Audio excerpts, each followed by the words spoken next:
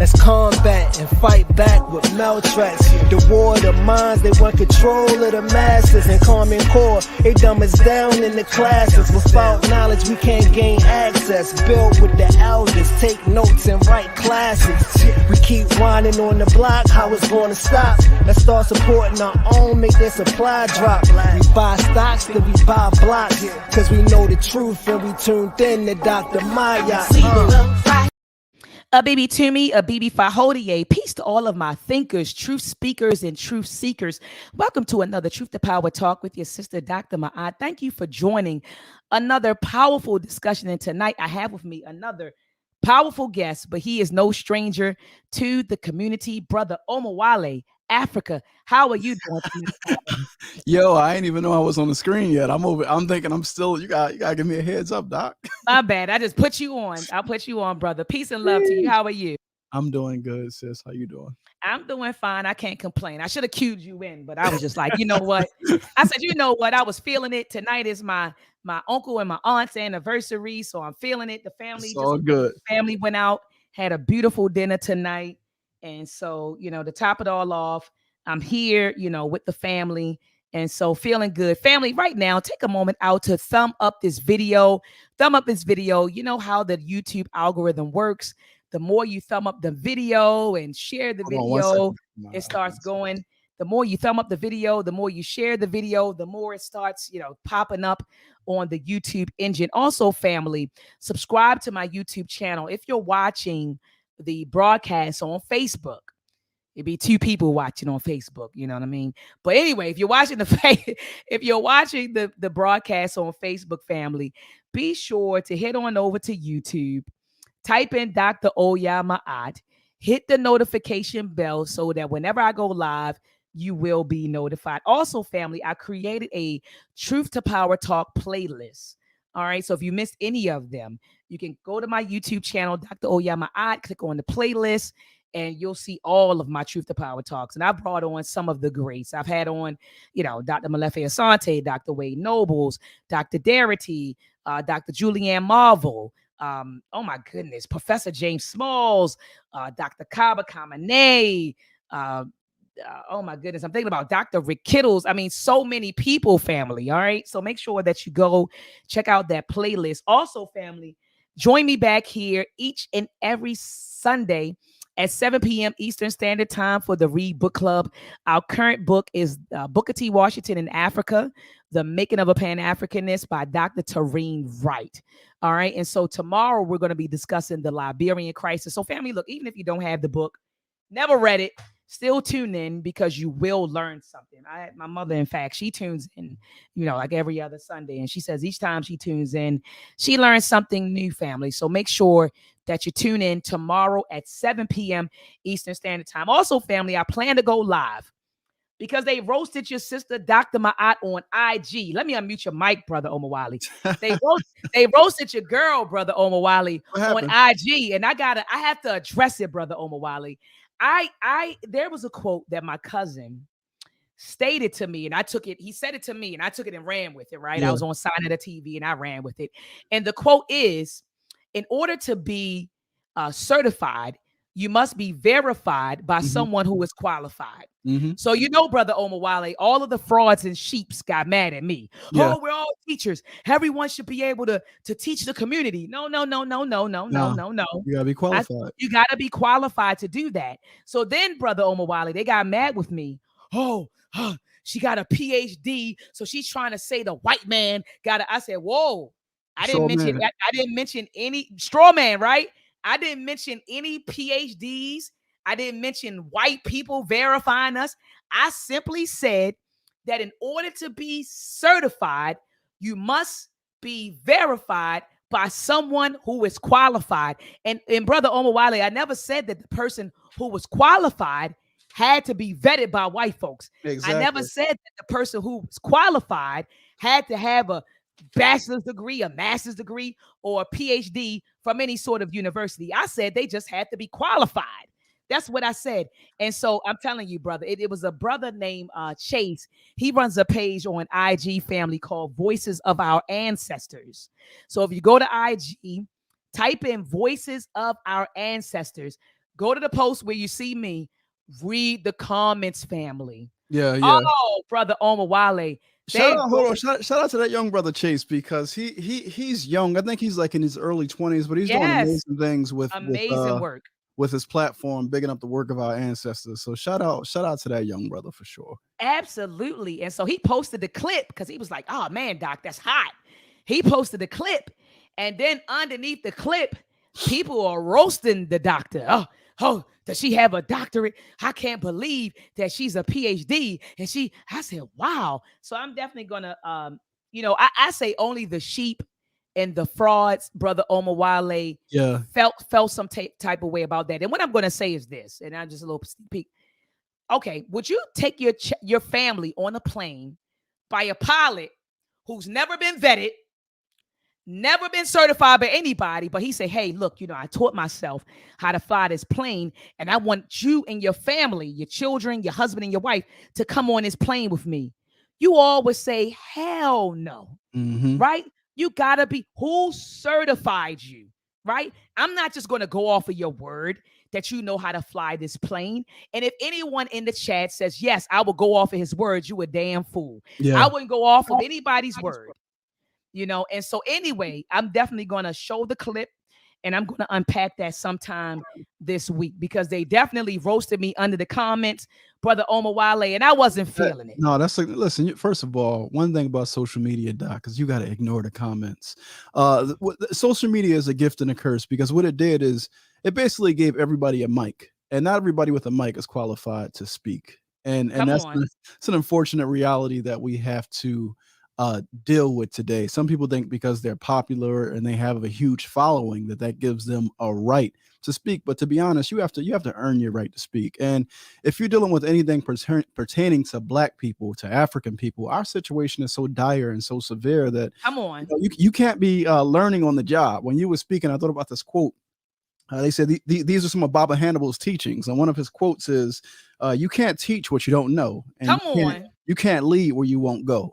Like you gotta respect your people enough to sit down, be quiet, and learn. Like go through that process of really taking it in. Don't be quick to try to jump out and be in the front and just be heard, because we got a lot of charlatans, you know what I'm saying, who are always flip-flopping in our community, who can speak very well, or who can have a photographic memory so they can read a PowerPoint and then jump right online and spit it out like they've known it forever. So at the end of the day, what we're reading right now in our men's collective, we're reading Baba Baruti's work, Iwa, a warrior's character. That's right. And so much of this work is about embodiment. Don't tell me what you know. This is another Baba Hannibal saying, don't tell me your theory, show me your work. Right.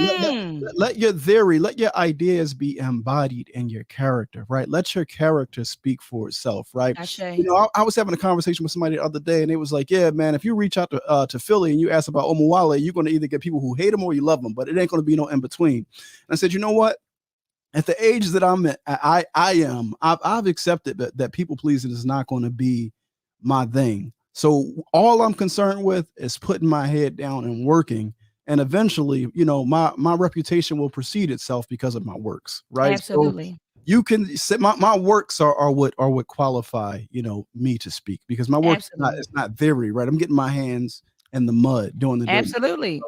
So that's what qualifies me to speak. But I respect what you said. There's a lot of folks out here speaking and ain't really qualified. So peace to the family that's in the building. Family, let's share the show. Let's get the views up. Please do. Yeah, let's get the views up. We got 37,000 in the building. Usually we have about 105,000 people in the building. So let's get the views up. Share the show.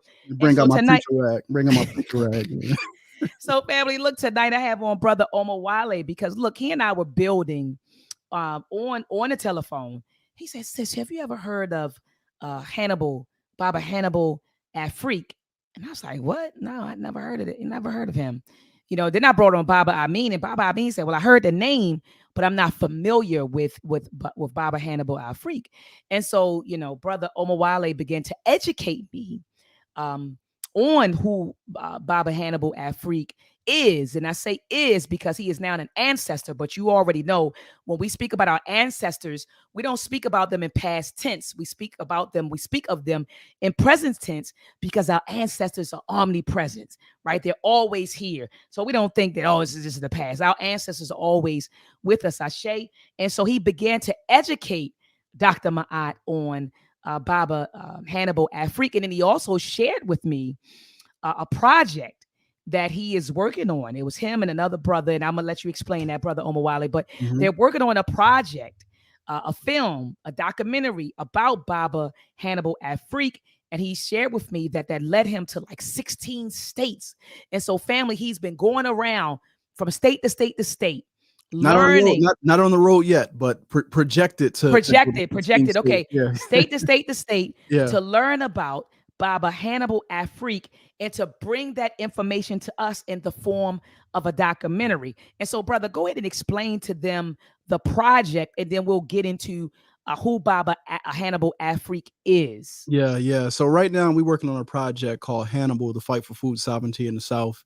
And the project is born out of a necessity in terms of the need to reactivate certain formations and certain works and certain movements that a lot of our ancestors were intimately involved with, that unfortunately, for one reason or the other, hasn't necessarily transitioned or passed down to our generation, right? So I think that there's a reason why people don't know who Baba Hannibal Afrik is. And I always talk about, if you look back to the period of the 60s, right, when the Black Freedom Movement was dismantled, right after the trumped up charges, after the assassinations, especially the assassination of Malcolm X, the assassination of Dr. King, a moment came in our history where one segment of our movement was either murdered or imprisoned, and a lot of them are still imprisoned to this day, or exiled, right, forced to leave the country.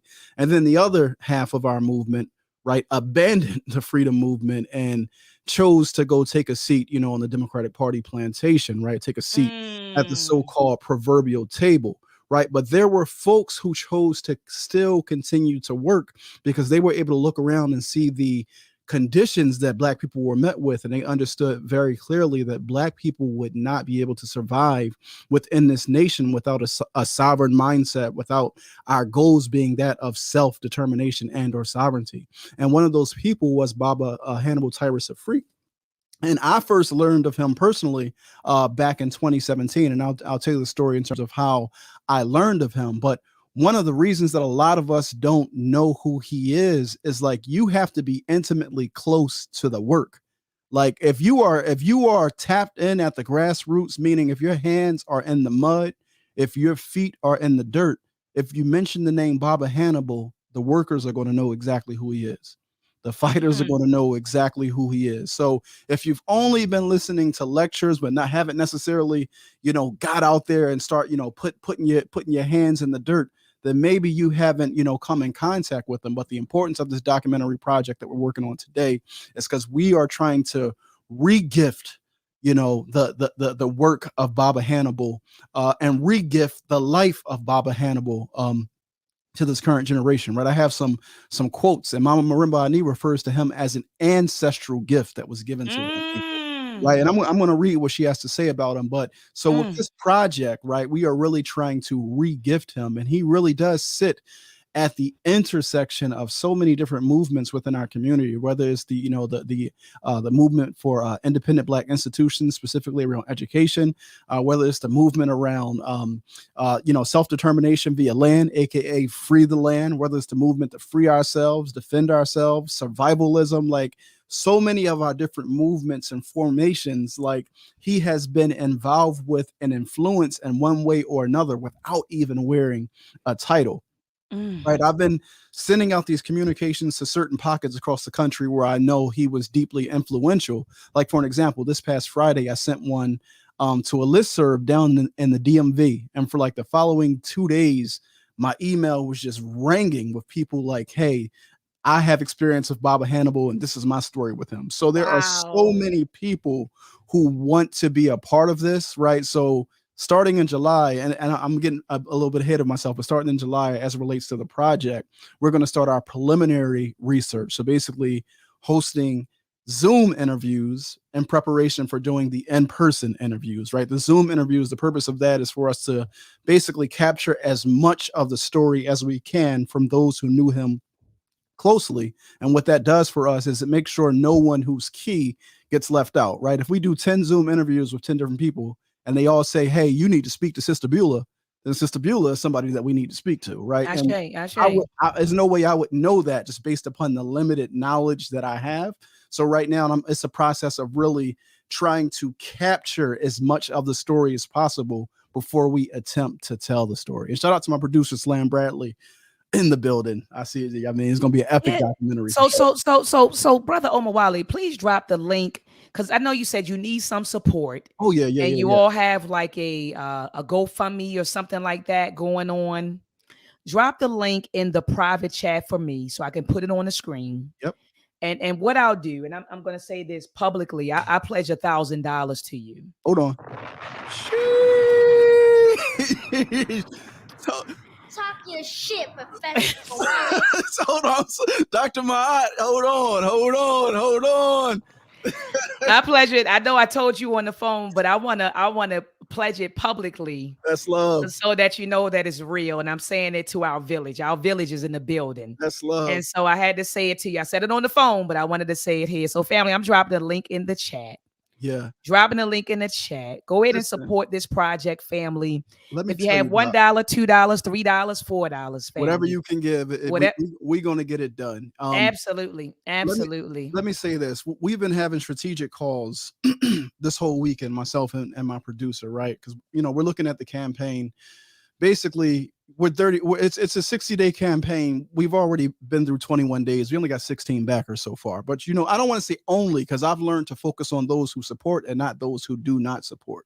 Come on. We were talking earlier today, having a strategic discussion, and we're like, listen, it doesn't matter how much we have when this campaign closes, because if we have to do this thing piecemeal with spit and duct tape, it's going to get together, right? If we got to fund this thing one state at a time, raise enough money just to go cover the shooting in this state and then do it, like it's going to get done. If I got to dip into my personal 401k, it's going to get done. Come on. It would mean a lot to me if the community voted with their dollars and support the work that we all know that we need to be about and help to tell the stories that need to be told to this generation, because the importance of this story, the importance of this project, the importance of this propaganda this is just not a history make you feel good kind of project. This is a project that's supposed to jolt you and wake you up and get you activated into the work. So we really are trying to reactivate Baba Hannibal's vision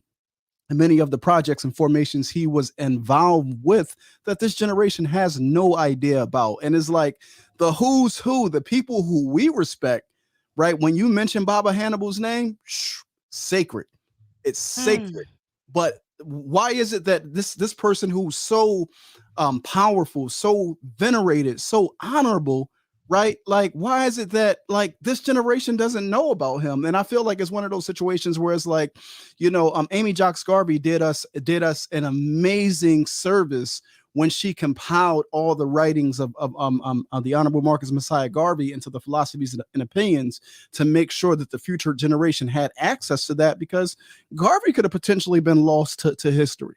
So Baba Hannibal and his work and efforts are on that level. But there's been no compilation or pulling together of his works, of his writings, of his teachings, of his formations to present to the community. So this project that we're doing is one that in a real sense is sacred. Like this is sacred work, right? How Dr. John Henry Clark used to say that this work is a priesthood, right? This is a warriorhood, but it's also a priesthood. But this is a priestly duty, what we're doing to try to reclaim and restore this story that so many people in our community don't have any access to. And that's why, Brother Omowale, it's important that we preserve and teach our story. We can't rely on white folks to educate our babies on who we are and our ancestors and what they accomplished. And we can't rely on that. That's why it's important.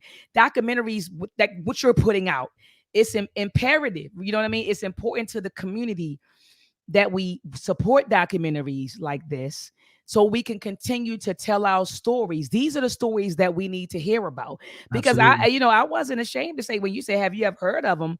No, I didn't. I was like, I never heard of them. Did I ask Baba Amin? Baba Amin was like, I heard of them, but I don't know too much about them. Listen, So documentaries like this are extremely important. I'm timid to speak about him because the more I find out about his work, the more I realize how much I don't know. So for me, like the interviews, meeting with different people, that's going to be a part of my learning process. So I know a little bit now, so I'm not trying to step up confidently like, I have a PhD in Hannibal Afrikism. Like, nah, that's not what it is. It's just it's funny, right? I reached out to Baba Kamal Rashid earlier today because he did a talk on Baba Hannibal that really like pricked my heart. This was back in 2017. And I recall I watched the talk. It was like 2:00, 3:00 in the morning. And I sent him a text message like, yo, I never heard of this guy before, but like the ancestors must have really wanted me to see and hear this message because it touched me so deeply that the following 2 years later, right? Because this was in 2017, I sent him this text. 2 years later, when we're organizing, no, 3 years later, when we're organizing the RBG Centennial Conference, I reached out to Dr. Kamal Rashid. I said, yo, can you please do us a favor? Would you be able to do a dedication to Baba Hannibal on day one of the RBG Centennial Conference? And he did a dedication that was called Baba Hannibal, the exemplar of African self-determination. Right. So we gave him a whole block to himself on the first day of the conference just to raise up the name of Baba Hannibal and his works. But like if it wasn't for Dr. Kamal Rashid, I would have never even heard of, Baba Hannibal Afrik. And it was like when I found out about him, I'm like, yo, why don't we know about, exactly like this ancestor, this Baba? Like, why don't we know? So it's just been on my heart. And then as of late, seeing the things happening, like the current events, I'm like, no, we gotta, now is the time. Now is the time. And that's what we're doing right now. Well, let's do it, brother. I know you said you had a nice PowerPoint Yeah. set up. So go ahead and share your screen. Let's go ahead and share your screen, brother, and let's get with it. So I got a plethora of assets that I have that I have pulled together. So I got some PowerPoint slides. I got a video. But before I do that, let me share my screen because I want to. All right. Am I frozen over here? No, you're good. You're perfect. All right. I'm frozen on my screen, so I can't see. Oh, yeah, you're perfect. We're looking at you. You're moving. All I right, saw you. okay. I saw your hand gesture and everything, brother. All right, cool. Yeah. There it is. The hate is always real. Unfortunately, it happens like that sometimes. And I'm gonna keep the screen up and I'm gonna rock, right? So what I want to show you here, I'm gonna start with just because so many of us don't know him. Before I get into the PowerPoint slides, because I do have a PowerPoint deck here, and we're going to go through that. But before I get into the slides, I want to read the obituary that was published in the Chicago Tribune on July 3rd, 2011. Now, Baba Hannibal was born June 5th, 1934, and he passed away on June 27th, 2011 at the age of 77 years old. And he literally worked for our people until he could work no more. And in June of 2010, Baba Hannibal underwent, I'm sorry, I don't want to say June of 2010. In the spring of 2010, Baba Hannibal underwent amputation surgery. He had both of his legs cut off below the knee because he had developed blood clots in his feet and they got infected. But when you listen to his story, literally, the doctor said to him, you have to stop doing this work or you're going to end up losing your limbs. He refused to stop doing the work. So literally, this is someone who sacrificed life and limb for our people. So this is a story that like I don't take lightly at all. So I'm going to start just by reading the formal obituary that was given by the family to the Chicago Tribune when he passed away. So I'm going to start there and then I'm going to go into the slides. So it says here, Baba Hannibal Afrik is a veteran retired Chicago teacher. After 30 years at Farragut High School and 8 years teaching at Northeastern Illinois University, he became a nationally acclaimed educator with over 50 awards, 3 national awards, and the coveted Star Award from the National Science Teachers Association in 1975. In 1968, he led the Black Teachers Association in a successful community control movement using the Farragut Black Manifesto as a model. Later, in February 1972, he co-founded the Shule Ya Watoto, an independent community institution on Chicago's West Side. This institution succeeded for 31 years through self-reliance. Among his many leadership positions for 50 years have been CB, the Council of Independent Black Institutions, African National Rites of Passage United Collective, National Coalition of Blacks for Reparations in America, also known as NCOBRA, the Republic of New Africa, the Malcolm X College annual Kwanzaa celebration since 1965. Not mentioned here, but you'll hear it mentioned by Baba Rashid. He also created something called the Agrarian Family Network and also the Black Survival Network in the 70s. And we're going to speak about that because there are a lot of folks in our family, especially in New Orleans, who got that survival training from Baba Hannibal down in Mississippi. And when Hurricane Katrina hit, they were able to implement that and actually save lives. So we're going to get into that. So it says, an acclaimed biologist, Afrik performed scientific research in biochemistry for 7 years. After moving to Mississippi in 1999, in 2004, he organized the Community Youth Achievers Incorporated, CYA, in Hermanville, Mississippi. He established the Environmental Village campus as a prototype sustainable community. This young institution is the most unique African-American tourist attraction in Mississippi. With a 5-acre homestead, CYA can provide urban and rural survival training through our Outdoor Leadership Skills Project, Southern Region. As an educational consultant for School Tech Services, Baba Hannibal provides over 15 workshops and classes across the country. He is proud of his 37.5-year marriage to Mama Marini, who made her transition in 1992. The father of 4 children, 4 grandchildren, and 2 great-grandchildren, Afrik personified the belief that children are the reward of life. Presently, he resides in Hermanville, Mississippi, recuperating from bilateral foot amputations in 2010, but continues his work. Baba Hannibal received his BS degree in biology from Central State University, Wilberforce, Ohio in 1955, his master's in education and teaching of sciences from Chicago Teachers Colleges in 1962, and an advanced certificate in administration and curriculum from the University of Chicago in 1966. Additionally, he received certificates of achievement from Howard University in African Affairs and postgraduate work in inner city education from Northeastern Illinois University, Chicago, Illinois. He has taught all levels from preschool, GED to graduate school. Thank you so much for your love and support. So that was the formal obituary, right? That was shared by the family. Hold on one second. Let me do this here the right way, because I got a lot of information to share, right? So I put these slides together, and mind you, family, I'm learning as I go, because this documentary project is not something that is being thrown together. We are patiently and diligently doing our research. So what I want to show y'all, just to start, before I start bringing out some of the artifacts that I pulled together for today's discussion, I want to show y'all a clip, and it's literally the first clip that I discovered when I discovered Baba Hannibal Afrik. I was not looking for this. I had come in contact with Dr. Kamal Rashid because we had been following each other on Twitter for a while, and I forgot what we were discussing. And I went to go, I was looking up one of his papers or whatever I was looking up. I came across this video and I watched it, and it blew my mind. So the video is 6 minutes long, but I want to play about 7 minutes of it.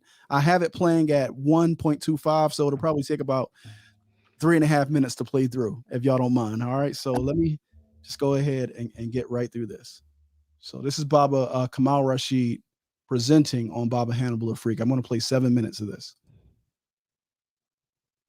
7 years or so, that was a core theme in my conversations with him, as well as his conversations in the broader community of nationalists and Pan-Africanist folks, was the importance of us I didn't mean to do that. Living the ideals that we profess to believe in. For him, it was not sufficient for us to declare ourselves advocates of Kuchi Shaka, but that we live that in our day-to-day lives. And so when I think about Kuchishakalia, one of the reasons that it's my favorite principle is because I think of all the examples, all the exemplars of African warriorhood from antiquity to the present, all the exemplars of African warriorhood that have walked in what is today the United States. To me, Baba Hannibal stands preeminent among them. If we look at just take a brief survey of his life, it is exemplary.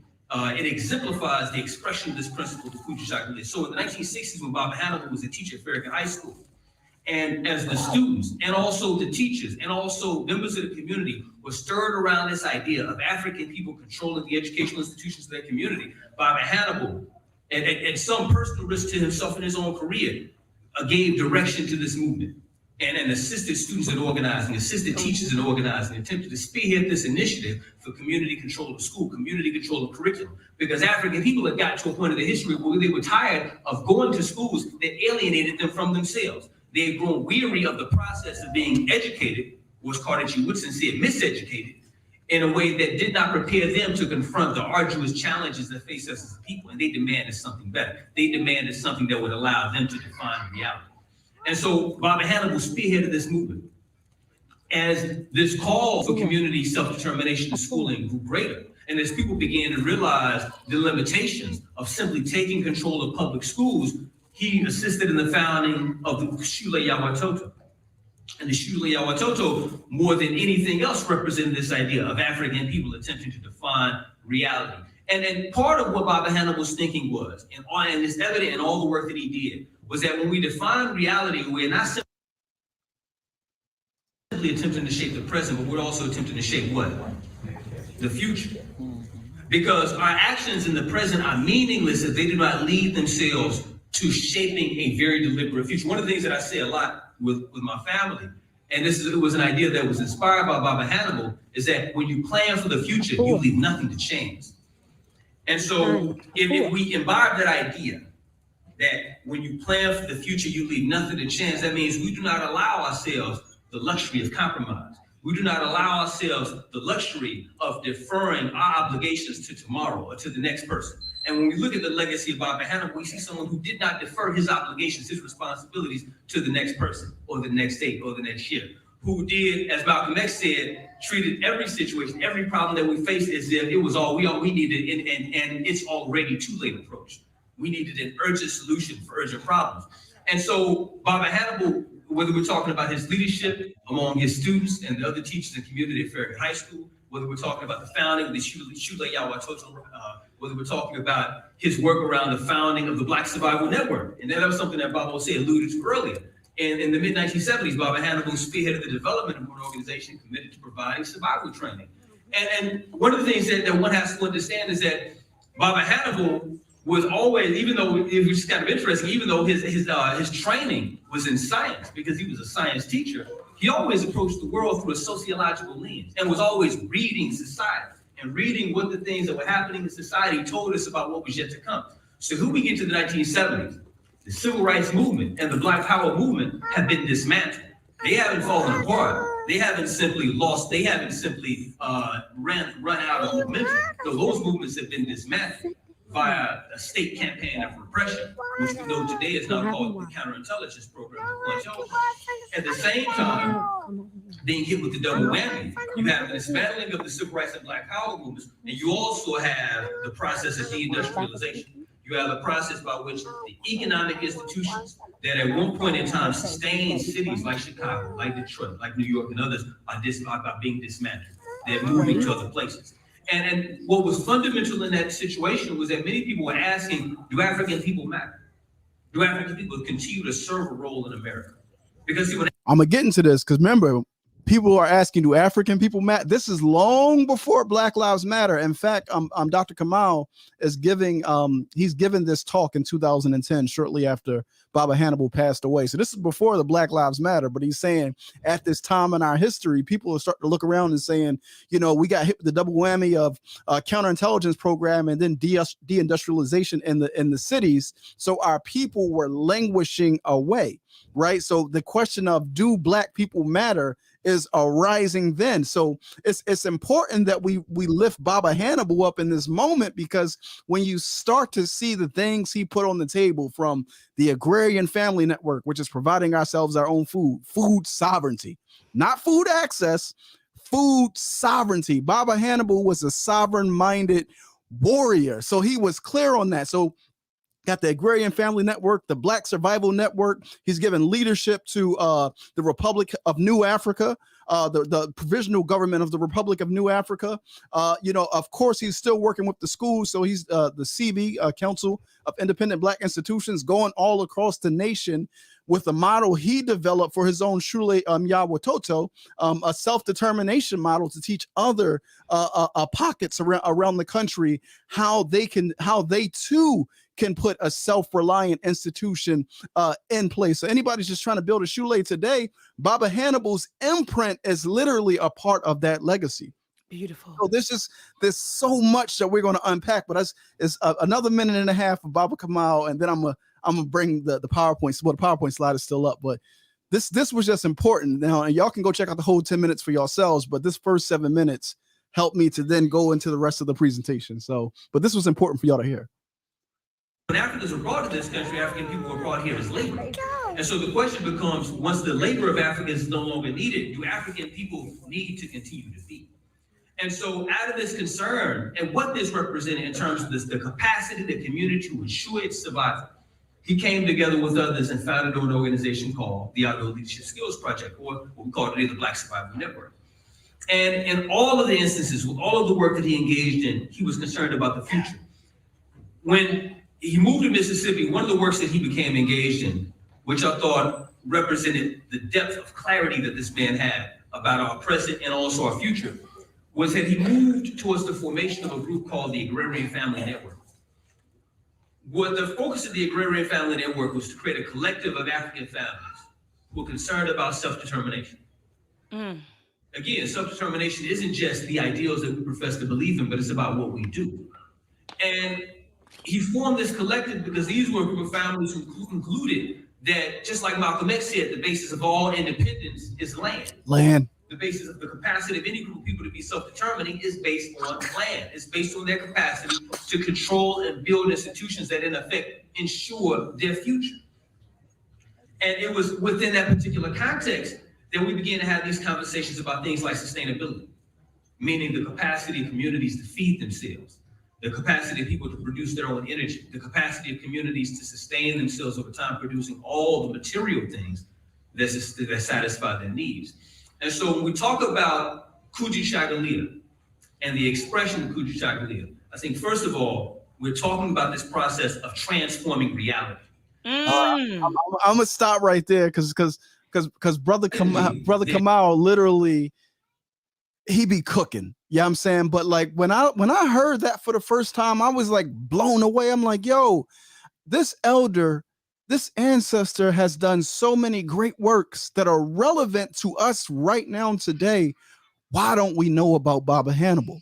Right. So of course I started to do my research. So I'm going to share just some of the findings of things that I've found along the way, and kind of like also I want to tie it into current events so we understand the relevance of rebirthing this work and re-gifting Baba Hannibal in this present generation, right? So what you see right here, unfortunately, if you search online Baba Hannibal Titus Afrik, you're not going to find too many images, right? The images are not great. Like there's not a lot of pictures of him online. Like I said, he was a warrior. He was a frontline warrior. He was an institution builder. So you had to be close to the work in order to even know him. If you weren't close to the work, he didn't even want to talk to you. You understand what I'm saying? And you're going to see that throughout people's testimonies about his character. But what you see right here, Mama Marimba Ani and several other elders formed a collective, I believe, back in 2004.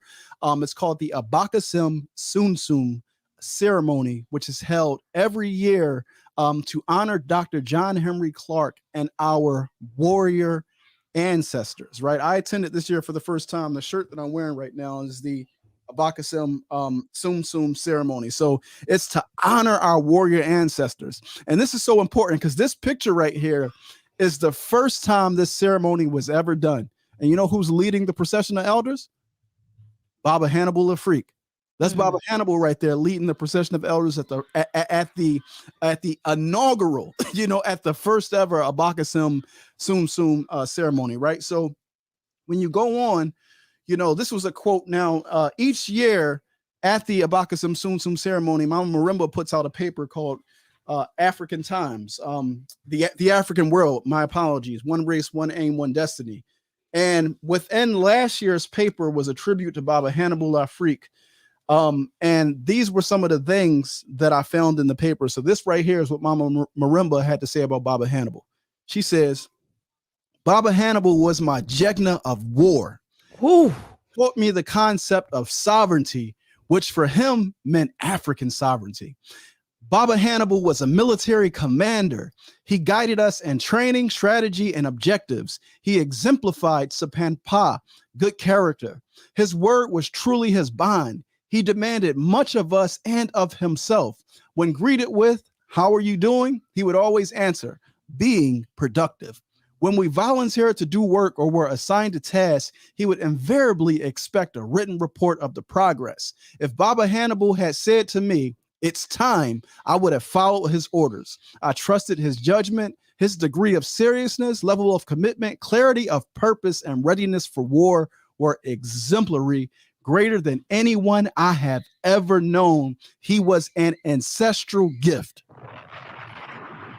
That's Mama Marimba. You know what I'm saying? This is Mama Marimba speaking on Baba Hannibal. And you know how we revere Mama Marimba, right? As our warrior Jegna, and the energy that she has and what it means to our generation. So this is her speaking of Baba Hannibal. You understand? So this is Mama Marimba speaking, okay? This right here is Baba Baruti speaking. This is in the same paper. He says, now Baba Baruti says, Nana Hannibal Titus Afrik was a consummate warrior who naturally evolved into a masterful Jegna to countless warriors. He epitomized the idea of a frontline Imhotep man, a man without contradictions, whose abiding vision was nothing less than African sovereignty. He did not speak in complicated terms. He, as Nana Malcolm instructed, made his every word plain. His logic was flawless in its straightforwardness, his core thoroughly grass-rooted in our way, i.e. he was centered, again, Baba Baruti, like these are all the people who we respect. Like when you mention Baba Hannibal's name to our warriors, to our fighters, they get quiet for a moment. They take a pause and deep breath, and then they let you know, they say it almost in a whisper, the most honorable man I've ever met. This is what you hear when people speak of Baba Hannibal. I got a call from an elder who I respect deeply on Saturday, on this past Saturday, because he saw my post that I sent out to this private community, and he called me like 10 o'clock at night to talk about Baba Hannibal and what Baba Hannibal meant to him. And this is an elder who's, you know what I mean? So this is real. Another one. You can find this in the Final Call, not magazine, pardon, the Final Call paper.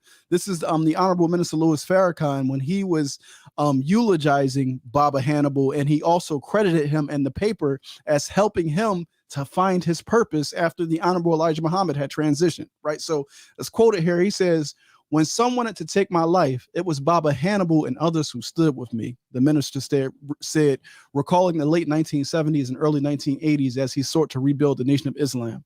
Baba Hannibal worked with anyone who was about the business of progress for Black people, the minister said, offering one of the many lessons to be gleaned from the life of this great scholar, educator, institution builder, and freedom fighter. So this is Baba Hannibal, like so very serious work. So why is it so significant, right? When we talk about Hannibal, the fight for food sovereignty in the South, we have to hold on before I even do this, right? Because Brother Kamal had mentioned when he was speaking about is the Black man even necessary, right? This is during this time when Baba Hannibal was coming together and establishing these formations. Well, at that time, hold on, I think that actually might be later in the slides. Hold on one second. I'm all over the place, but y'all sit with me for 1 second because I'm gonna bring it all out. I'm gonna get it all out for y'all. Trust me, I will. I promise you I will. So in the in the 60s, there was a book published called Who Needs the Negro by Sidney M. Wilhelm. And it was basically arguing that Black people are an economic outcast. Black people and their labor are essentially obsolete, right? You know, Du Bois tells us in the first few pages of Black Reconstruction that white people never intended for us to live past slavery. If you understand that during slave times on certain plantations, the life expectancy was, you know, no more than 8 years. They never thought that we would live this to where we currently are in the future. This is why, you know, these arguments right now around abortion and all this other stuff, this stuff is relevant. But in the 60s, at the height of our rebellion, at the height of our insurgency, you get these documents coming out. Who needs the Negro? I have a PDF of this if somebody wants me to share it with them. But this document reminded me of a document that was circulating in the period right after emancipation, right? Because after emancipation, and I got this in the PowerPoint as well, but a lot of folks don't know. Let me get back. After emancipation, Black America, or the United States of America, experienced one of the largest biological crises in the history of this nation within the 19th century. Right. And when I say the history of this nation, people always say, well, what about the Native Americans? They got wiped out. That wasn't the United States. That was the colonies. That was the British. I said in the history of the United States. United States was formed in 1776. Most of the Native Americans were wiped out before then. So I'm saying in the history of the United States. So that is an accurate statement. Right. So between the year 1862 and 1870, nearly 25% of our emancipated ancestors died due to starvation and illness. There's a European who wrote about this. Where's the book? Y'all pardon me. I'm all over the place here, but I got the information. I brought it for y'all, right? So this was actually published 10 years ago in The Guardian. It says how the end of slavery led to starvation and death for millions of Black Americans. In this brutal chaos that followed the Civil War, life after emancipation was hard and often short, this new book argues. So it references the book and all the stats within this particular article. And of course, we're going to reference it in the documentary as well, because why is it that we don't know that nearly 1 million of our ancestors passed away due to starvation and illness? Why is it that we don't know that? And it's because the abolitionists, they were like, listen, that's a part of the story that we don't want to tell, because then we might have to take some blame for that, right?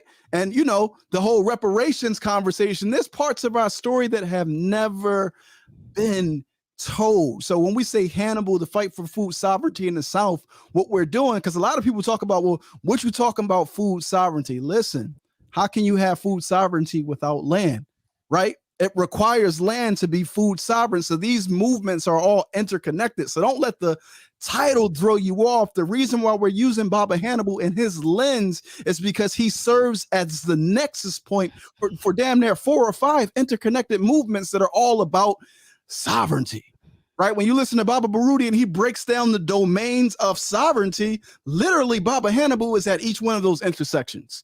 So trust me, we're going to touch on all of them. But when you talk about the basic needs for people to survive, come on, it starts with food, clothing, shelter, protection. Like, these are your basic necessities. If you can't feed yourself, how do you free yourself? So that's what we're getting into with this project, which y'all got to pardon me because I'm kind of like all over the place here. But I was talking about so Who Needs the Negro? This comes out in the 1960s.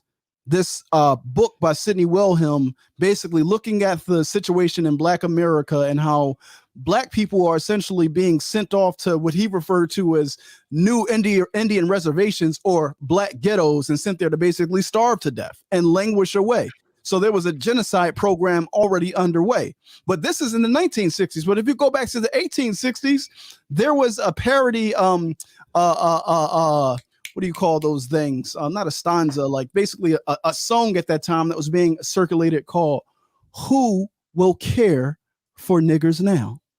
Right? Because white folks were literally ecstatic excited at the fact that our ancestors were passing away due to starvation. Now, if you want to read this for yourself, you would have to go to the Library of Congress and just search for who will care for niggas now, and you could check out the whole joint. But I did put it in the article, and I'll read a quick part of it because I want you to hear the callousness of these Europeans laughing at our ancestors as they are dying and passing away due to starvation, right? So it says here, who will care for niggas now? A parody on who will care for mother now.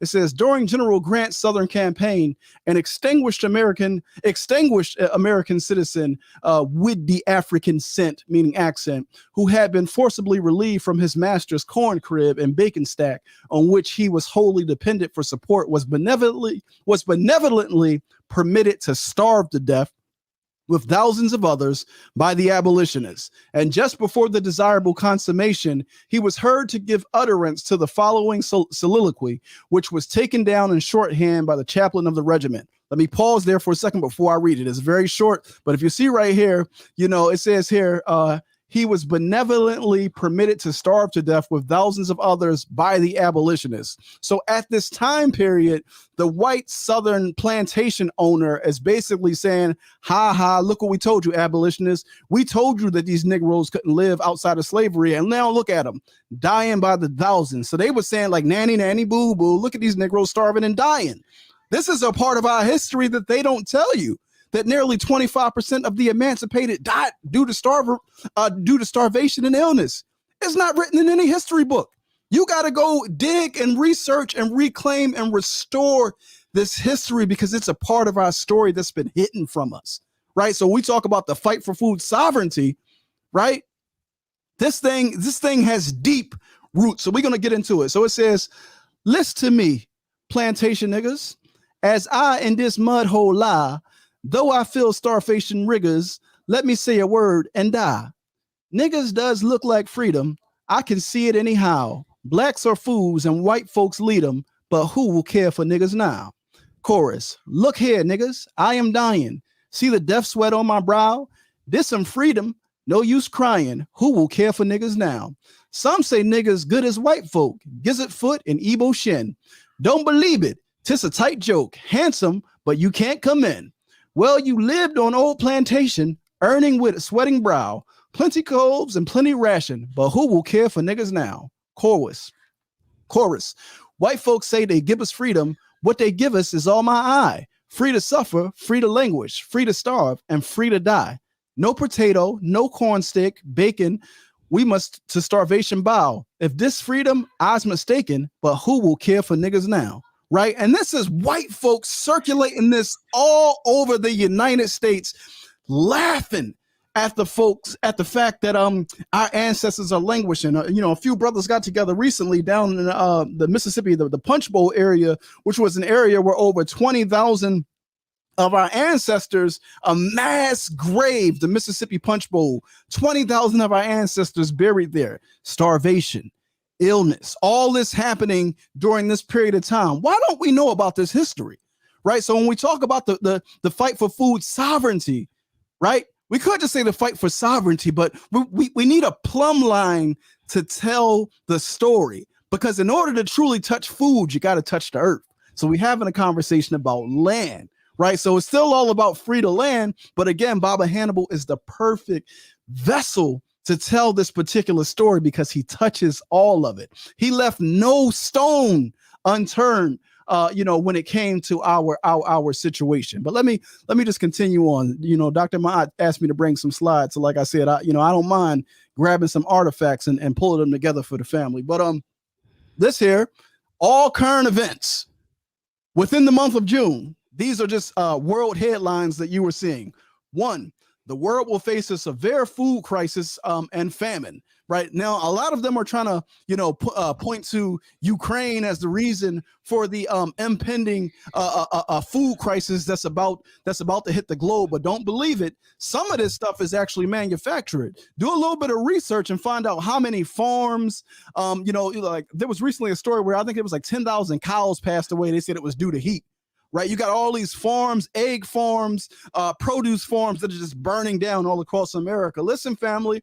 when I tell you they setting some things up to, you know, out of chaos comes order. You know, if y'all ain't been seeing throughout the pandemic and all this other stuff, how they moving, family is getting real right now. If y'all don't know this, what y'all should know is that over the past decade, Bill Gates has become the single largest owner of farmland in America. He is literally monopolizing farmland in this country. So what does this mean? If somebody has the ability to feed you, they also have the ability to starve you. Come on. We got to have a very real conversation about what's happening. Now, this was released, the first Guardian article that was released in June of 2012, 10 years ago. This Guardian article was just released May 19th, 2022, Malcolm X's anniversary. So this was just this year. And the title of this article, it says, the banks collapsed in 2008 and our food system is about to do the same. So do yourself a favor, get online, read articles like this. And, you know, unfortunately, the white folk is heavy on the prepping game. They ain't doing the toy soldiers thing and doing demonstrations. They quietly arming themselves up to the T, and they growing their own damn food. If you go across any of these food sovereignty websites, you can just go see a whole bunch of white folk. But Baba Hannibal and them was telling us this in the 60s. Right. So let's keep on going. Take the name of this article down. It's on The Guardian. Please go read it for yourself. It says the banks collapsed in 2008. The food system, not just in the U.S., family, the global food system is headed in the same direction. Right. People talking about, oh, you know, they want to, you know, ban abortion in a nation where people can't even get baby food. Yes, people can't get baby food right now. There is a national shortage on baby food. I'm not a proponent of abortion at all, but I'm telling you, if you can't feed your children, if your state senator is sending you messages talking about the national baby food shortage, how long before the messages come when they're talking about the national food shortage? See, y'all don't know nothing about the Great Depression and the bread lines and how black people had to do for self. Teach, King, teach. Yo, I was talking to somebody the other day, and I was telling them, they was like, I asked the brother, I said, yo, where were the most UNIA chapters in the United States? He said, New York. I said, no, you're dead wrong. The most UNIA chapters were throughout the South. Why were they throughout the South? Because Booker T. Washington went throughout the South establishing food co-ops where black people could collectively take care of themselves and do for self because they were being starved out. The Jim Crow South always used starvation as a political tool. So when Booker T. Washington passed away and Garvey came preaching a similar message, he was able to reap a bountiful harvest in the South of people who came right into the UNIA because they're like, oh, this is very similar to what we've already been doing, right? But in the South, our ancestors were always clear. We got to stay on this land. By 1920, we had acquired 15 million acres of land. In 2022, I think we have less than 1 million acres of land. How do we lose damn near 15 million acres in 100 years? We think we're going to be completely dependent on this nation to protect us, feed us, house us? Are we out of our goddamn African minds if we think that this is the case? Do we think that they are going to feed us when this food system breaks down? Do we think that they are going to protect us? Did you not just see what happened in goddamn Buffalo? Come on, talk about it. This is a real situation. So raising up Baba Hannibal because he was covering all pieces on the board. He said, I'm going to cover food. I'm going to cover defense. I'm going to cover survival. I'm going to cover education. I'm going to cover spirituality. Anything that is in the domain of us being a sovereign people, I'm going to cover it. That's what Baba Hannibal did. And he was goddamn serious about it. I'm sorry. Let me keep going. I'm sorry. These slides are all over the place. I want to make sure I'm getting this. So, back in April, myself and my producer, Slam Bradley, y'all might see him in the chat right now. We drove down to Mississippi because I said, I got to get my feet on the land. I gotta feel the spirit of the land. We went down to Mississippi. I'll show you a brief clip of that at the end because I'll show you all the campaign page and we have the clip, the video on the campaign page. We went down there and I tell you, there's a shrine in Baba Hannibal's house that's dedicated to Baba Hannibal. And when I walked into that space, I tell you no lie, this is no cap. This is not me trying to sell you on any goddamn thing, because I said we're going to get it done with or without the support of y'all. We're going to get it done because this is necessary work. But when I walked into that space where the shrine was, I swear to you on everything, that spirit that was in that space said to me, do not touch this if you're not serious. It said, do not touch this work if you are not serious. That's real. That's what came to me when we walked into that space, right? So after we got back from down there, I basically wrote up a lot of my findings. I put them in an article called Reparation, Food Sovereignty, and Starvation in America. You can go and read it for your own. All of it is linked on the campaign webpage. But as I'm starting to pull all these pieces together, because mind you, Baba Hannibal went to where? Mississippi. There's a lot of brothers and sisters right now that call Mississippi the Mecca of Black power. Mississippi is where Baba Amos Wilson, Hattieville, Mississippi, where Baba Amos Wilson is from. It's where Medgar Evers was shot down. It's where Stokely Carmichael, better known as Kwame Ture, screamed Black power for the first time, along with our elder Mukasa Dada. Black power was screamed for the first time in Mississippi. It's also where Fannie Lou Hamer, the queen mother of the food sovereignty movement, resides. Where her spirit lives. It's where she founded the Freedom Farm Co-op. Mama Fannie Lou Hamer, she said, this is a quote. She says, down here where we are, food is used as a political weapon. But if you have a pig in your backyard, if you have some vegetables in your garden, you can feed yourself and your family and can't nobody push you around. You know, if they can starve you out, then they can reward you with butter biscuits to be treacherous to your people. Come on. If you can feed yourself, if you can grow your own food, this pandemic that is coming for our people, if we are grounded on the land, because all 15 millions of that, we coming back for it. That 40 acres and a mule, we coming back for it. But we need some serious political maturing to occur. And this documentary project is a part of that work. It's helping to mature our analysis. It's helping to update the analysis of our ancestors for the present day. That's what we are doing with this work. So when people say, well, what's Hannibal, the fight for food sovereignty in the South? Support it. Support it. Because this is untold history, but this ain't a feel-good history project, and this project is not meant to make you feel defeated. Like, I don't want you walking out of this documentary and feeling sad, like, oh, man, we really had it bad. No, I want you walking out feeling empowered. I want you walking out head up, chest up. Like, oh, chest out. It's time to get to work. It's time to get my hands dirty. It's time to demand my goddamn survival of myself. Not of nobody else, of myself. It's time for me to say, I'm going to survive by any goddamn means necessary. Y'all are not going to push our people off this goddamn land. It's time for us to be there. That's where the energy has to be at. That's why this documentary is so critical. So y'all have seen some of the infographics, and I'll have Dr.Maat share a link where you can download the infographics for yourself.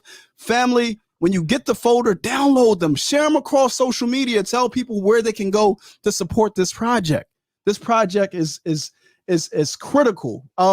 One of the organizations I want to interview this sister out of South Carolina. She has an organization called Farms, FARMS. She's an advocate for Black landowners. One of the facts that she's putting out beyond the 15 million acres we've already lost, she says that today, presently, this was just put out 12 weeks ago, so 3 months ago, she said presently African Americans are losing roughly 30,000 acres of land a year, and a lot of this can be prevented if we are determined to get organized and say no more. A lot of this can be prevented, because if we cannot feed ourselves, we cannot free ourselves. This is very real, right? So the name of the documentary project is Hannibal, the fight for food sovereignty in the South. I need the support of the family. I appreciate Sister Dr. Maat for making the generous contribution, because we need it, family, and every penny counts. We only have 39 more days before this campaign closes out. Give some today, give some tomorrow. If you're in church, go to your church and say, we need to support this. If you're in a fraternity, go to your fraternity. I don't care, because in the spirit of Baba Hannibal, I'm willing to work with the willing. I don't care if you're an integrationist, but you're willing to support Black people, I'll work with you on this project. I don't really care. I'm not closing myself off to only people who think like me. If you are concerned about the survival of your children and your Black support, because this is what this project is about. And this is just the beginning. Because like I said, when we do projects, any project that I do, it's not, oh, I'm going to make some money from giving y'all some hidden history. No, this project is to activate your feet, your hands, and your brain so you can get to work solving your own problems. That's what this project is about. So this photo right here is, you see Baba Hannibal in the back. This is taken during the 70s at the Shule Yawatoto in Chicago. Of course, you see the red, black, and green. This is an independent Black institution fully funded by Black hands, Black mind, Black ingenuity, Black talent, Black treasure. You see the free to land in the back. So that's Baba Hannibal. This institution functioned successfully for 31 years on the west side of Chicago. So I'm gonna open up for Q&A. But before I do that, I did say I wanted to show y'all, because my producer's in the chat, and if I don't show this, he gonna bark on me. So of course y'all can go to the campaign page. Dr. Maat already put it there, but at the bottom, this is the article we wrote. At the bottom, there's a link to our interview that we did with Baba Joe when we went down to Hermanville, Mississippi. I'll show y'all 15 seconds of it, and no, I'll give y'all 2 minutes of it. Hold on one second. Let me pause this because they hating. I don't know why they be hating on me, Dr. Maat. You know why they hating on you. I know why they hating. Why? All right, so let me play this. Family, help us get this documentary project done. This is critical. Help us get this project done. Please, if you have it to give. If you have it to give multiple times, do that. If you can't give, share it online. But this is the clip from when we went down to Mississippi back in April.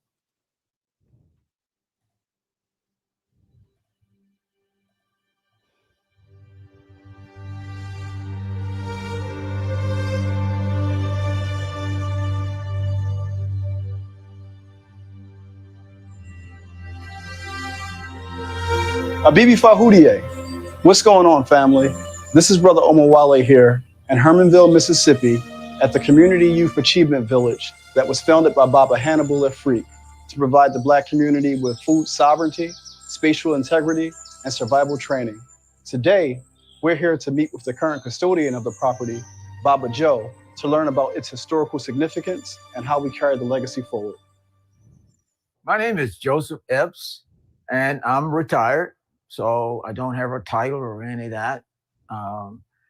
I use the name Baba, and for some young people, they always like to use that. So Baba Joseph Epps. Baba Hannibal Afrik, my definition of describing him will be the teacher. And I got to know him around 2008 or something like that, 2008, 2007. I'm gonna play just the last 2 minutes of it. Family, y'all go watch this full thing. But because at the end we have Baba Hannibal's voice, and I want you to hear Baba Hannibal. So this is the last 2 minutes of that particular interview. And please, family, please do support, man. This project, this is not just a passion project. This is an ancestral assignment. And it's all of our assignment. It's not mine. Like, I don't want people like, oh, that's the Omowale. No, it ain't got nothing to do with me. So anybody who behind the scenes, if you don't like me personally, like don't support the project, listen, it ain't got nothing to do with me. So support the project because this is all of our assignment. I just want to give you this last 2 minutes, and then you can open up for Q&A. Ashe. We know now that that's important. And I think we've grown ourselves. We know that doing by fend for himself, how to provide food for the fallen place. Here we go. The land first, of course, and then the food. And then how do we plant it, grow it, and process it so we can use it? I would say for a man that don't know how to fend for himself, how to provide food for himself and his family, is a man without knowledge. And we know that during slavery, we were basically told what to do, but we were not allowed to be intelligent about doing it. So what happened is that we were not allowed to take on responsibility or be responsible for feeding ourselves. We didn't have the ability to even buy our own clothes. or provide a place for us to live. And I think we've grown past that now. So intelligence, we know that that's important. And how do you use it? We know now that that's important. And now we're actually talking about independence. And we have to know that that independence is going to come directly for us. And this is where it all started here in the South. And so I say for everybody, the South is where our energy is. So come back and take full force of that energy right here in the South. It's where the ancestors live and where they survived for probably 15, 20 generations. So the energy is here. So come and feed off of it. Come back to the South and claim yourself. All I can say is thank you, ancestors, for that. The best I can do. So we got to take advantage of every opportunity while we have it. We don't have the luxury of procrastination.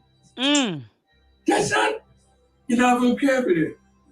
We got to do today what should have been done yesterday and plan for tomorrow. That was Baba Hannibal's voice at the end, y'all. I knew it. I heard him. I felt him. Yeah, man. I felt him when he said, like, we don't have time to. Yeah, I felt like Omowale. I felt it. He said, we don't have any time to procrastinate. We got to take care of today, which should have been done yesterday. Listen, man. People want to be doing the latest. People want to be on TikTok looking like idiots, doing this, and I'm sitting back, and you know what, brother, I gotta say this. Thank you for this presentation. Thank you, because this presentation was nothing but affirmation. Affirmation as to what I was feeling, because I started feeling like, daggone, am I? People say, "Oh, you the party police." You don't want to. You always talk of that Black Power stuff and that sovereignty and that liberation stuff. You need to loosen up. You need to have a little bit of fun. And I think I have fun, especially when I'm with my family. I'm out. I enjoy myself. But I don't feel like we have time to be on TikTok doing this stupid stuff. No. I mean, that's what they do. We following the latest dances and the latest trends, and we don't have time for that foolishness. Absolutely. Like Malcolm said, we need a right now program. We need an already too late program. And that was 60 years ago. 60 years ago. And you don't see what's happening? The pandemic ain't wake you up? Come on. You still sleep. Malcolm said, come on. In his final speech, he said, what is it going to take? Them to roll out the gas chambers before you see what it is? Come on. You literally got a U.S. senator today when Roe versus Wade got termed, and I'm not a supporter of it at all. I mind our business. I'm focused on African sovereignty, but there's a U.S. senator who, after the Roe versus Wade went over, he said, now do Plessy versus Ferguson. So they like, let's roll all this shit back. So are you ready for that? Come on. Are you ready to deal with that? And if you think we're going to be dancing and TikToking and doing verses and the latest distraction, no, it's later for all of that. So come on. That's this project, this project, like I said, is going to get done. We've been talking to people, strategizing to figure out the funding, because like I said, I don't have a massive platform where I got hundreds of thousands of people where I can raise, the money just overnight. I don't have that. Right. But people who I'm talking to, and after we talk, they say, I can't believe nobody hasn't done this story already. Right. That's what people are saying. I can't believe nobody has told this story already. Well, we're going to tell it, brother Omowale, and we're going to make sure that we support you and tell it. I see a beautiful mind. People in the building, they're saying thank you for it. Family, let's make sure, and I put the link in the chat, let's make sure that we donate to this project. Please. If you got $1, $2, $3, $5, $10, let's go ahead and donate what you can to this project. I already pledged $1,000 to my brother on the phone. And so I'm going to make it happen, brother Omowale. Yeah, I want to thank really quick, brother Anthony Holly. I see him in the building. Clearly one of your Dr. Maat fam. Appreciate the contribution, fam. Genuinely. Thank you, brother. See, that's what I I'm talking appreciate about. that. Appreciate that. Brother Real. Anthony Holly, you've already donated. Peace to you, brother. Thank you so much. Real. Like I said, appreciate that. the last time I was on your show, I said, Dr. Maat, we have to start valuing this work. We don't place a value on this work. And what we do is damn near sacrilegious. We say that, why should Baba Hannibal have to lose his legs? Why should he have to have his legs amputated because he's working by himself and y'all don't want to support?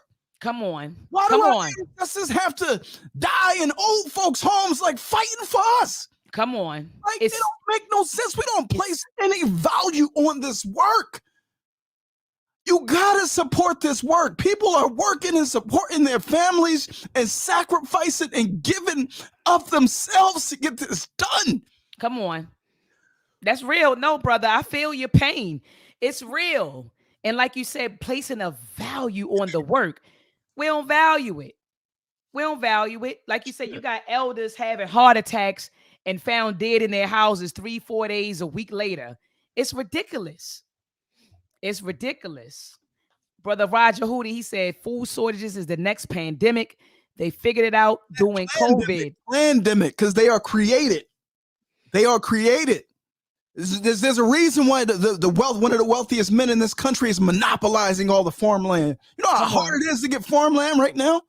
So if your family in the South still got access to land, I'm gonna say this now because this project is multi-phase. The documentary is just the first part of the reactivation program, just the first part. But the Agrarian Family Network is definitely getting reactivated. So if your family got land, stay tuned, stay connected, stay close to this project because it's our project. And step by step, we're going to roll it out because the Agrarian Family Network, the Black Survival Network, all of that Baba Hannibal bled for. Yo, he said, and his last public remarks that he gave, he said, man, I done gave blood, sweat, and tears to this movement. He said, I done gave it all, and I'm determined to get a return on my investment. You understand how deep that is? So if we understand that he's still living in the spiritual realm and we can draw on that power from our warrior aunt, then we need to draw it. They put a deposit in the bank for us. He said, I done made an investment and I'm determined to get a return on that investment. Come on, like blood, sweat, and tears. We getting this done by any means necessary. Oh, yeah, brother. And we're going to support. We're going to support.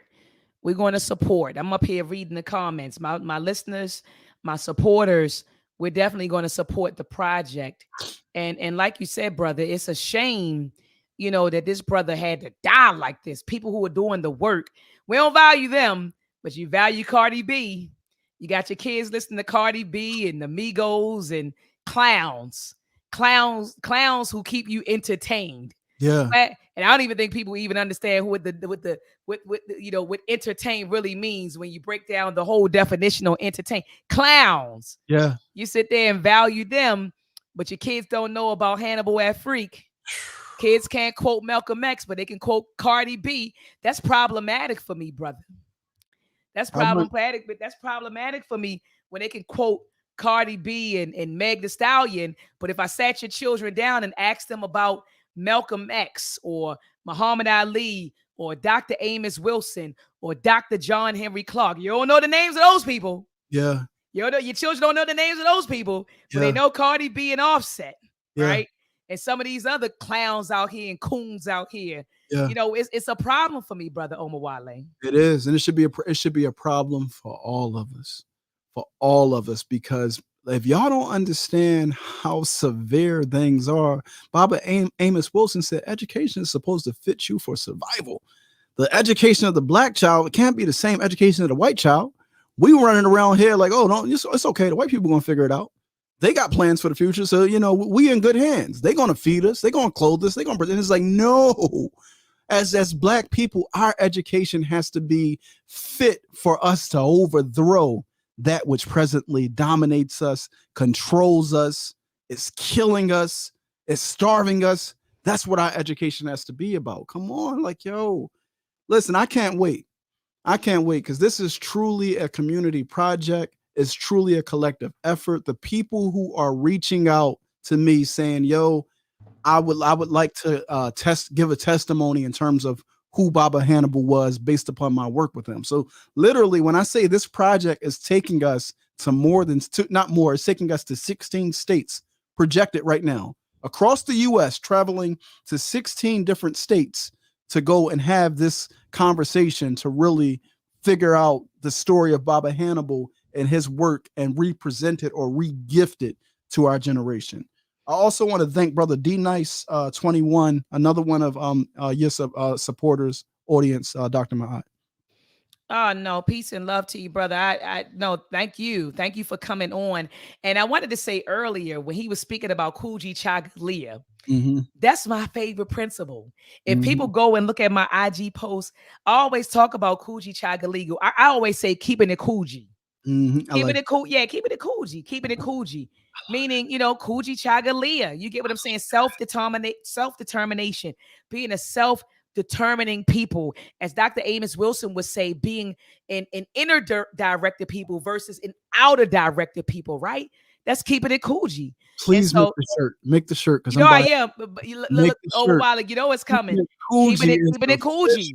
We gotta keep it. We gotta keep it Kuji. Talking about this, man, my producer on Friday, we were like, yo, we got to find a way to the same message, different messaging.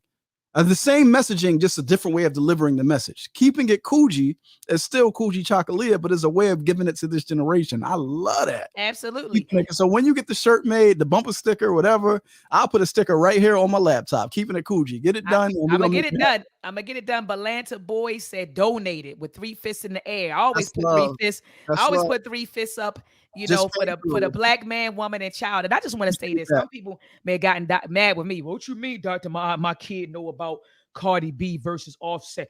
I mean, you know, they not teaching it in school.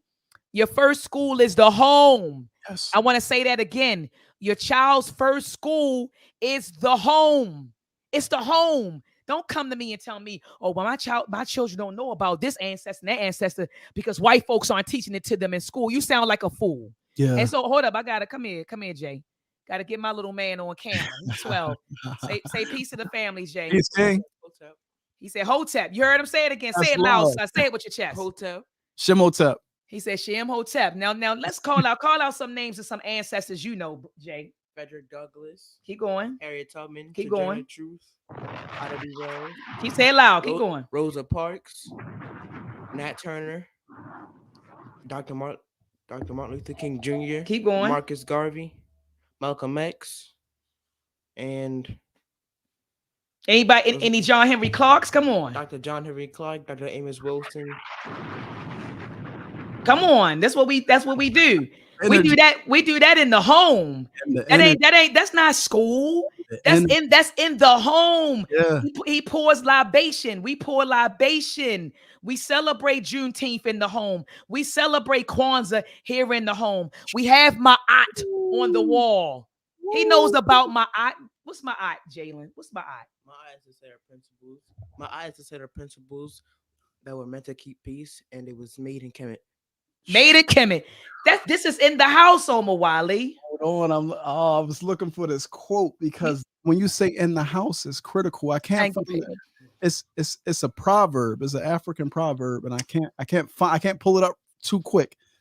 It's in somewhere over here in these documents, but it basically says that the family is the first unit of war. Come on, you understand the house. This is battle strategy 101. This is the first unit of war. I mean, this is the first unit in the army. It's the house. So how do you create a martial or a militarized culture? It starts in the home. It starts in the home. Like there's no other way to do it. Man, people running around, oh, my child don't know it because the white folks ain't telling. My child don't know. My baby knows. Yeah. And I'm going to say our baby because it's a village. It's not just me. Okay. So you just heard him. I can't take all of the credit. It's not just me. It's a village that's around him that is African centered. Yeah. And that teaches sovereignty and liberation. That's what we instill in him, sovereignty and liberation. Yeah. I don't tell him to get an education and go get a job. We tell him to get an education and go create jobs. Yeah. That's what we pour into him. Listen. And so our home, your child's home is the first school. Ashe? Ashe. Mama Marimba said, tell me you if you're gonna come in front of us and speak, the first thing we want to know, what is your vision for African liberation? Come on.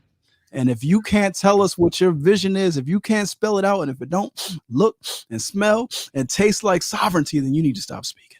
And you know what I want to say? Not only what is your vision, I want to see your work. I want to see your fruit. I want to see your fruit. Because you can have a vision for us, but show me where you have manifested this vision, right?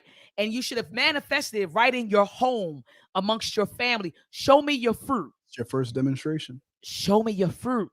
Show me the fruit that you produce. Show me your vision and show me the fruit that you produce. Yeah. And then I'll take you serious. Mm-hmm.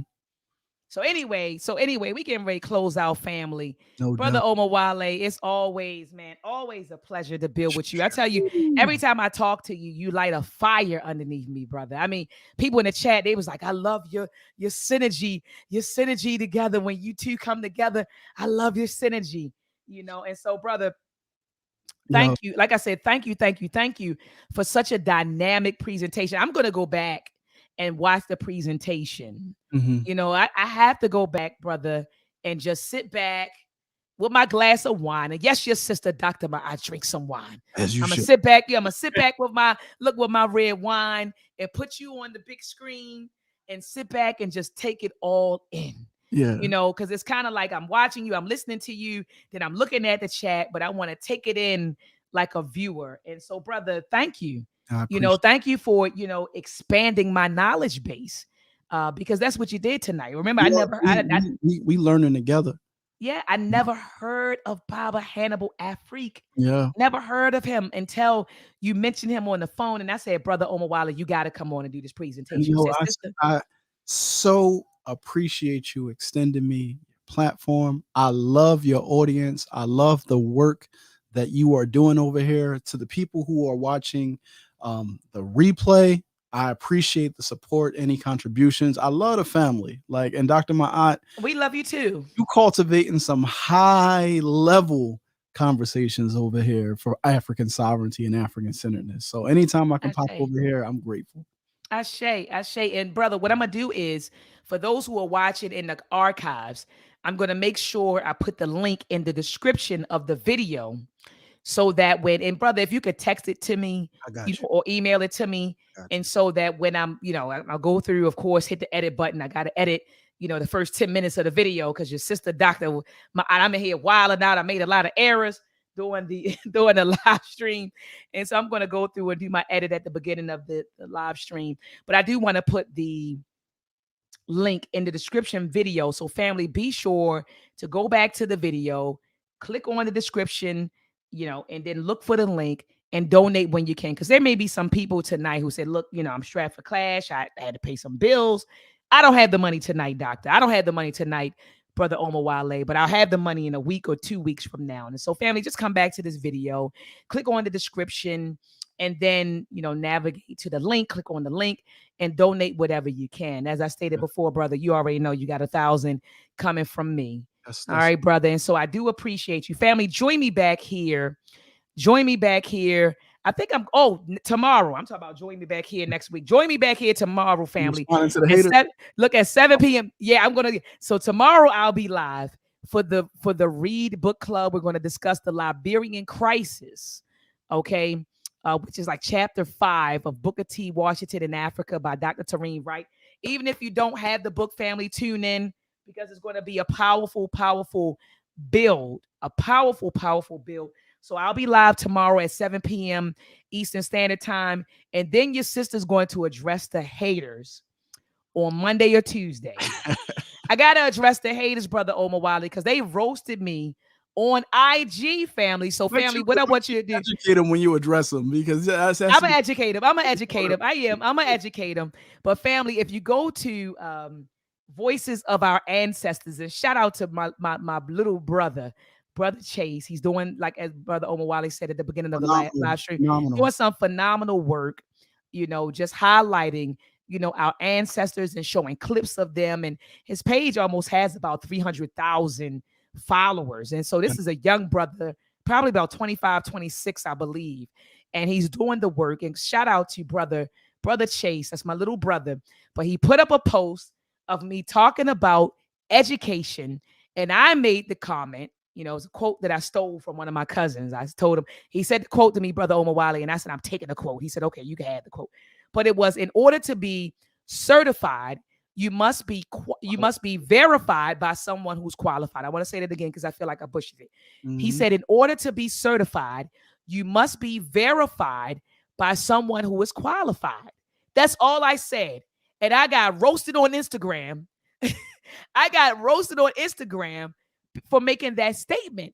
But it's true, right? Like, all of us, like, if you're going to be an educator in the community, you should have gone through a vetting process. And see what's happening now, right now, and you know, it's been happening a while in this whole so-called conscious community or so-called African-centered community, right? What's happening now is you have a bunch of frauds, right, presenting themselves as educators, as teachers, and no one has vetted them. No one said, well, who was your teacher? Who did you study under? Who qualified you? Or what makes you qualified to speak to African people? No one asked those questions. So the sheep, of course, got mad with your sister. The frauds, of course, got mad with your sister.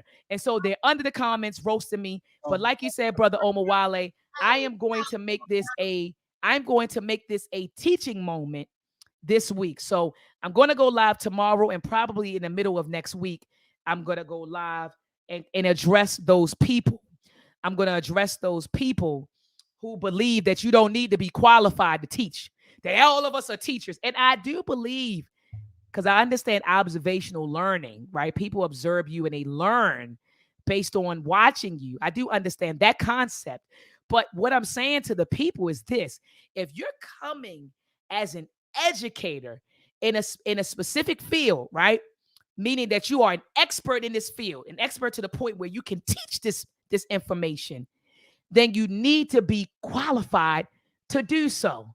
You need to be qualified.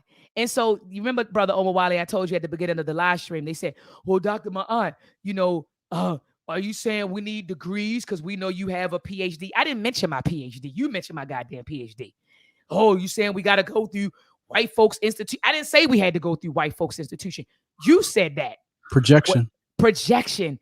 What I'm simply saying is that you have to go through some sort of vetting process, so we know that you're qualified to teach said material. So anyway, brother, go ahead. You got a book up. Let me see what that is, brother. This right here, right? I don't know if y'all can see it too clearly, but this Baba Hannibal, he was an educator, and one of the last projects he was working on at the end of his life, physically here, was on eldership training, preparing those of us who are going to be stepping up into the ranks of elder. What is the role? Because you ain't just going to be saying, oh, I'm an elder and I demand respect. No, you have to, it's a role that you have to operate within. So when you talk about people have to be trained, and one of my elders shared with me, it's called Operational Philosophy of the Athena Mentorship Society Rites of Passage Training, another text that was developed by Baba Hannibal Titus Afrik. And this is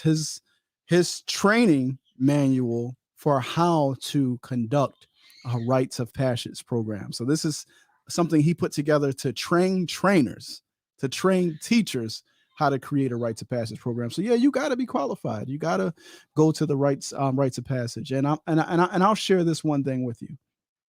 I met Mom Marimba for the first time in person at this year's Abakasum Sum Sum ceremony. And there's a bit of a past history that I won't get into publicly, but one of the things that she said to me is, you have to get you a Jegna. You have to also sit down and do your internal work.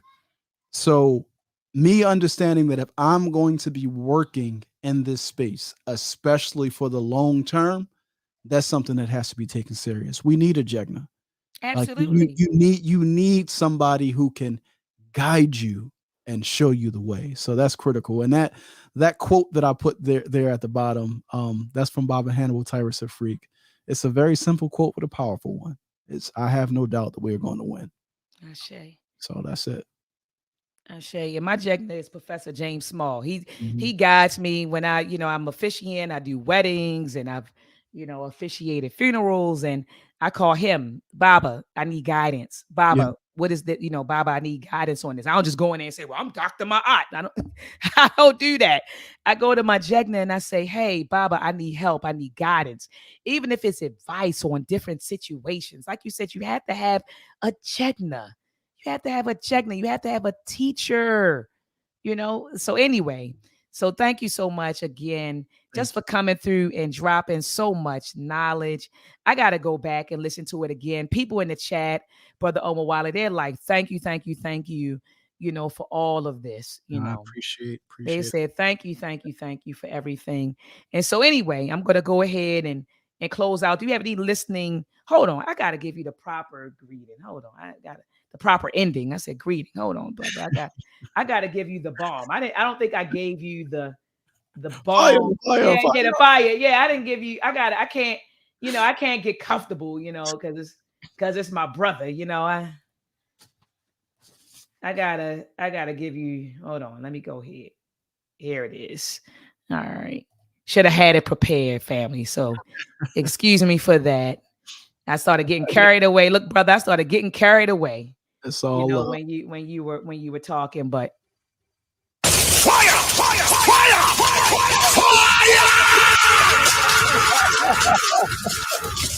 I love it. I appreciate you, sis. Keep doing your thing, please. Hey, appreciate you. Don't stop. Appreciate you too. Do you have any closing words for the listening audience? Family, I believe we will win. That's it. Let's get it done.